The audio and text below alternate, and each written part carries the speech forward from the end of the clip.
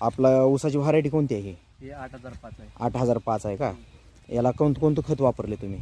त्याला लावण करताना आम्ही पहिल्यांदा बुरशीनाशकमध्ये मिसळून हां, एम-22 मध्ये मिसळून लावलो. नंतर आम्ही बेसल डोसमध्ये काय काय टाकले? बेसल डोसमध्ये DNP व इतर मिश्र पिके टाकली.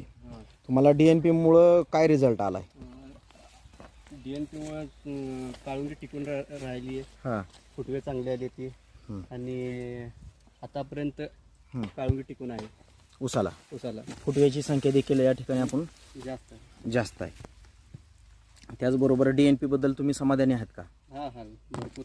आणि या ठिकाणी तुम्ही पाहू शकता शेतकरी मित्रांनो, हे जमीन अतिशय हलकी आहे, मुरमाड रान आहे, तरी देखील या माळावरती यांनी DNPच्या खतामुळे उत्तम असा रिझल्ट यांना भेटलेला आहे. ऊसाची क्वालिटी पाहू शकता, कांबीतलं अंतर, ऊसातलं पेऱ्यातलं अंतर या ठिकाणी अतिशय चांगलं मिळाले आहे. तुम्ही समाधानी आहेत का क्रियाजनमुळे? धन्यवाद, थँक्यू.